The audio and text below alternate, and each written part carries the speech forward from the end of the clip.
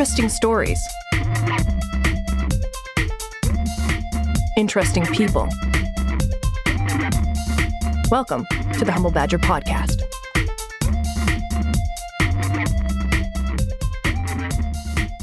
Thank you for listening to this podcast today. Remember that you can support the podcast at The Humble Badger on Twitter and Facebook. We're at The Humble Badger Podcast on Instagram. This episode is brought to you with the help of our promotional partners at One Stop Printing. For all your professional graphic design, printing, and photography needs, check out onestopprintshop.ca and follow them on Instagram at One Stop Print Shop.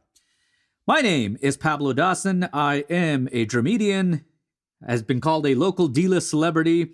I am also the host for this episode of the Humble Badger Podcast. As you know, we always start with something curious. A curious fact, perhaps, or a random thought, or a little bit of anger that maybe popped into my head. This is kind of none of those things. Believe it or not, we actually have listeners from all over the world. We've got listeners in Ireland. We have listeners in Australia. And it was one of those listeners that actually gave me one of these random facts. They said that outside the Melbourne dockyards is a statue of a singer. Can you name that singer? And I, of course, was stumped. And when I looked it up, I found Kylie Minogue. And I remember her from the Can't Get You Out of My Head song that was like, I think in 2000 or something like that. And, you know, when I actually looked it up, Kylie Minogue is a very accomplished singer. And I did not know that she was that accomplished. And I'd like to know if my co-host and what she knew about Kylie Minogue. Kylie Minogue. Yeah. Australian? Yes. Australian for beer? No, that's Foster's. Okay. No, Kylie Minogue, I knew that she was very popular in Australia. I knew she had some hit songs over here. I haven't heard from her in quite some time now. Well, she's won a Grammy Award. She's got 3 Brit Awards, 17 ARIA Music Awards, which I assume is for Australia. Yeah, Australian Recording Industry Association Music Awards, 2 MTV Video Music Awards, 2 MTV Europe Music Awards, 6 Mo Awards, which just sound like some guy named Mo is giving out awards. But anyway, she is very accomplished. And of course, you know, like multi-platinum artist. I did not know that. No, I didn't know that either. Yeah. Interesting. All right. Well, guys, I just wanted to introduce myself quickly. I am an entertainment journalist, a comedy writer, a current podcaster, and the former Miss America. In her head. LK, the Electric Lynx. LK, and yes, you can follow her at the Electric Lynx. I'd like to know what our guest thinks of Kylie. Please introduce yourself. Hi, my name is Kyle Sean Thompson. I'm an artist and poet, and Kylie Minogue lives within me. Yeah, that's in your head, or did like her Miss America, or get you? No, in my heart. In your heart. Oh, yeah. That's a good answer. Because I was born in '93, and I grew up hearing her songs from time to time. Yeah.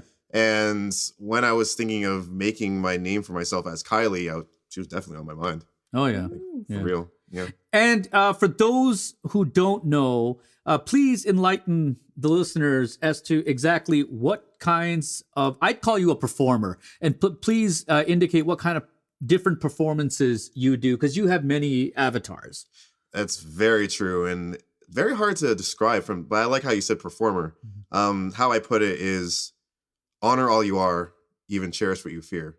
I write poems, songs, and moments as a solo artist, as a gamer, and as a poet. So Kylie is who I become when I'm playing guitar and singing. But I think there is an importance to doing poetry isolated without anything else to it. So that itself is an avatar, as you said. And I also do video game streaming online as Kitman, as another being to be. Oh. So. Well, I hear that you write lots of poems then. Do you remember your first poem you wrote and what that was about and how old you were? Oh, boy. Okay. First poem? At the time, I didn't really regard myself as a poet. I was listening to a lot of emo music in the thousands. I grew up in Mississauga, Ontario, so this is what I was surrounded by. I can't remember the name of the song, but I do know the memo book. I scratched out the M in memo, so it said emo. Okay. I was real trying to brood. Yeah. Yeah. And like I have no hair. You can't, for people listening. You can't do that haircut with the bangs in the front. No, but I still sang "O Canada" and did hair flips. And no one told me. It worked. And no one told me that was probably bad. So it's good. Yeah, well, I mean, if if you have not seen him perform, you definitely should, first of all. But it is a very eclectic performance. And I basically think that you're the type of person who kind of needs a one-man show. And to go through all of the avatars, I don't suppose you could necessarily, do game streaming there. But you never know. With today's technology, you probably could. What, of all these avatars, which one comes the most naturally to you?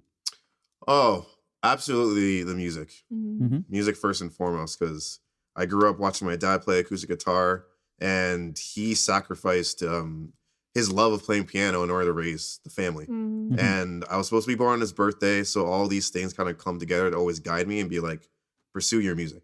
Mm-hmm. So that definitely comes easiest. Mm-hmm. Speaking of your music, how would you describe your sound? Soft punk. Yeah. Soft punk? Soft Yeah. punk? Okay. Yeah. All right, let's talk more about that. It's the new genre. Who would be your influences then for soft punk? What kind of bands do you listen to? What influences your sound? I go with a lot like Birds. They're and Dance Gavin Dance. They're this band that kind of defies all genres. They incorporate jazz and fusion and funk into their stuff, but they're primarily known as like a hardcore group with double bass and screaming over top too. Mm-hmm. So because they have been one of my core influences, that's why I like to defy all shapes of genre. That's why it's hard to even describe like what I do, Mm-hmm. but it's that. Yeah.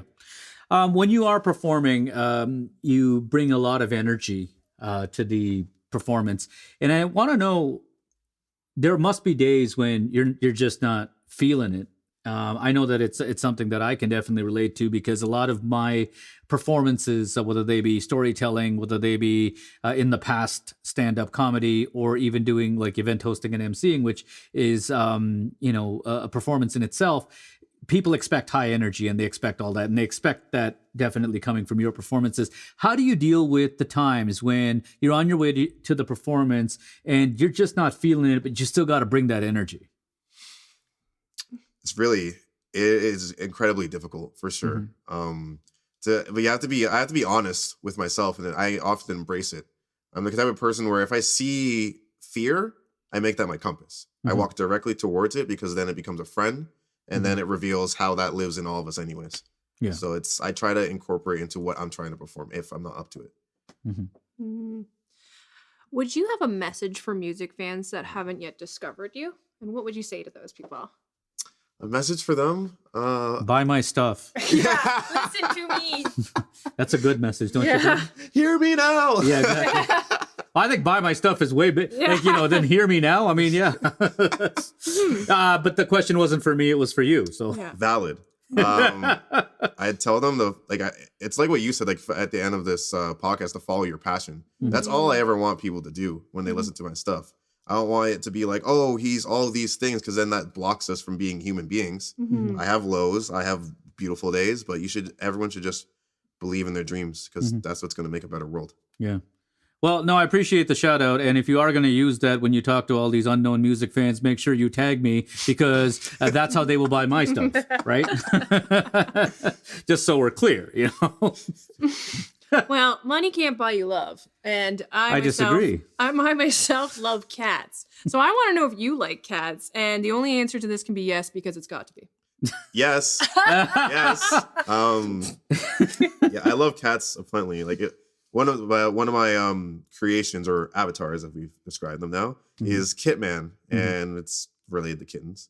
I have one cat right now named Milo, who we have this weird psychic connection between each other. It's spooky. You have a psychic connection with your cat? Yes, and all I'm animals. with you. Yeah. Well, I had a psychic connection with my cat, and it was usually my cat being my boss and telling me what to do. So is that the kind of psychic connection we're talking about here? Yeah, cats have staff. Yeah, okay? we don't own They're not cats. pets. Cats own us. Yeah, They do. Let's be clear. Cats have staff. I mean, Yes, a dog is a loyal pet. A cat is your boss. That's how it is, right?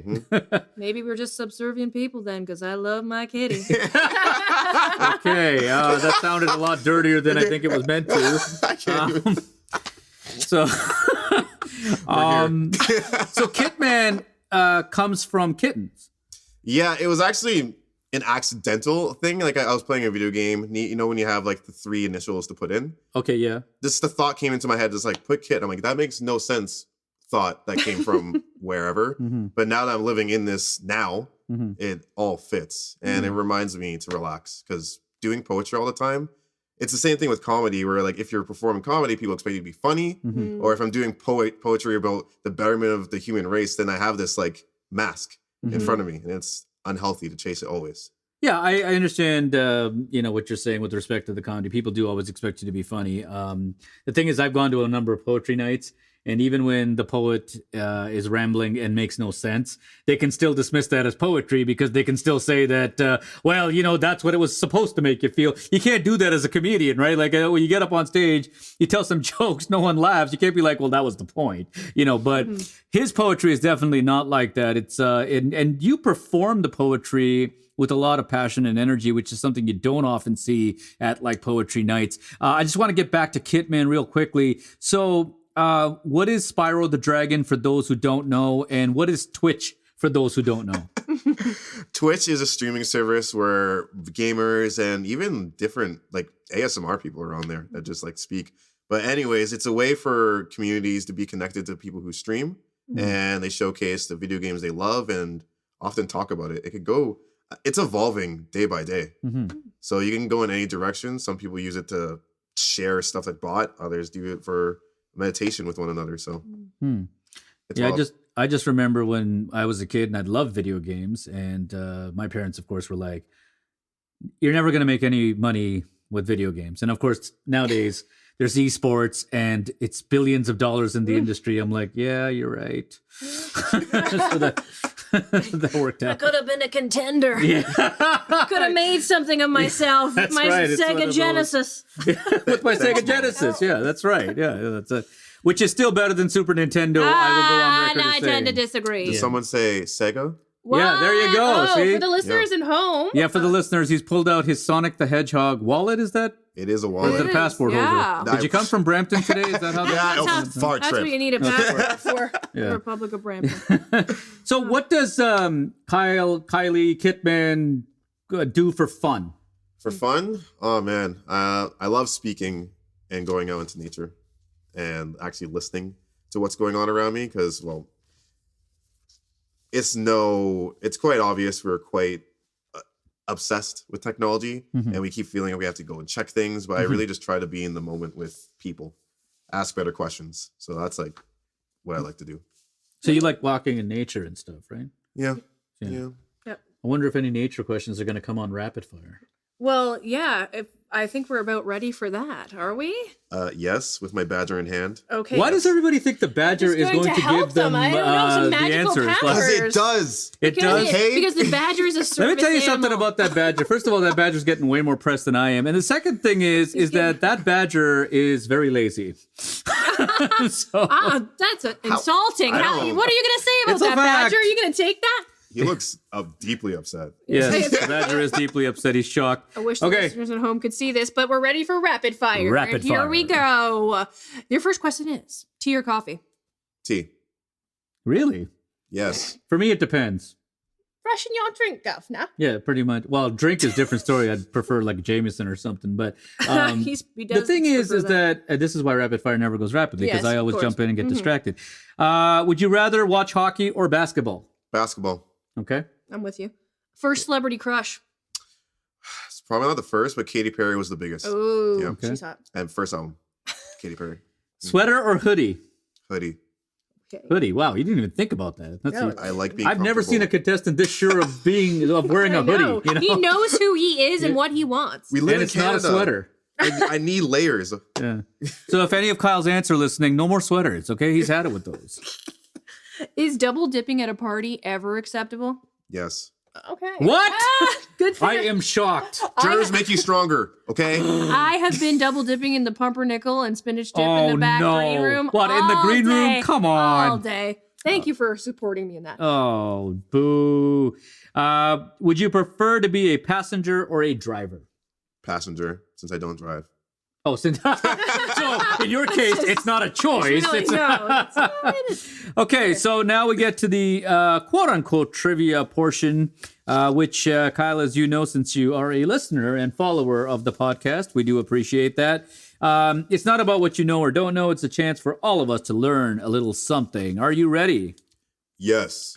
So you mentioned that you prefer tea, but your topic is going to be coffee, just because that's how I roll. That's how we throw you off. I see. So the coffee plant is native to which continent? I kiss my teeth.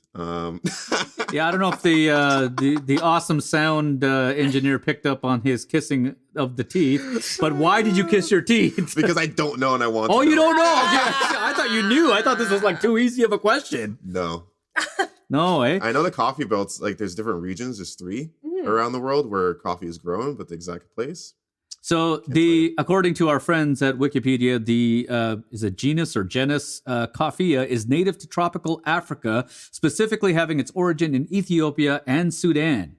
Now that's the plant. Where did the drink coffee? What modern day country or region did it originate? In my heart of hearts, I say Ethiopia, but I know there's a story about a person feeding his goat some beans, and that's how we found out that coffee works.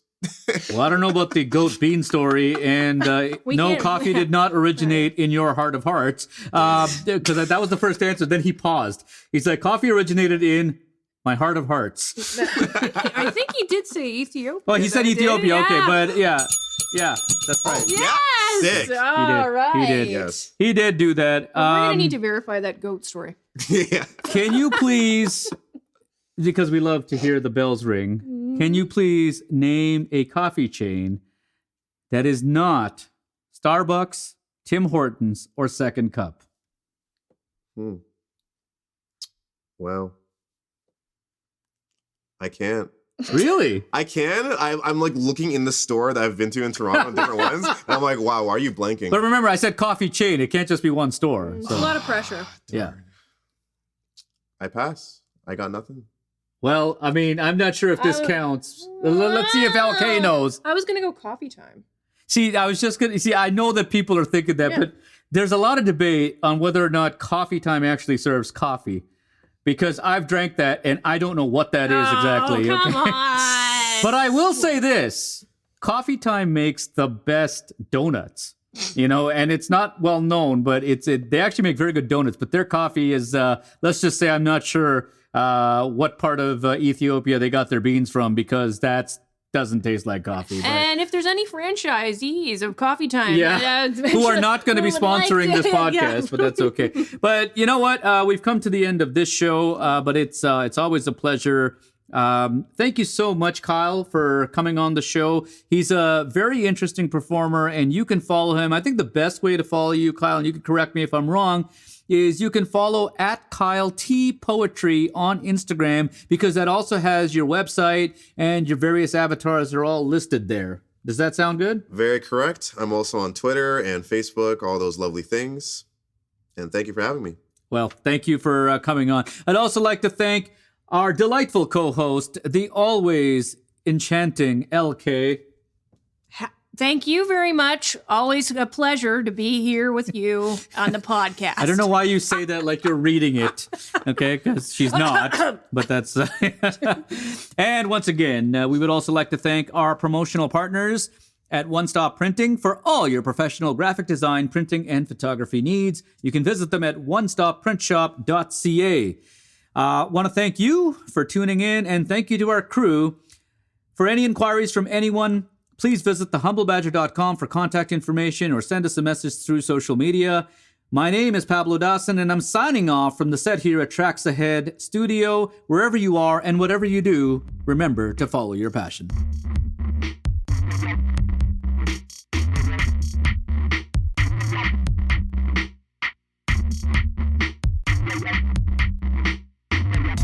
Thank you for tuning in to the Humble Badger podcast. For more information, please visit thehumblebadger.com. The Humble Badger podcast is produced by the Pablo Dawson Company. Context matters. See you next time.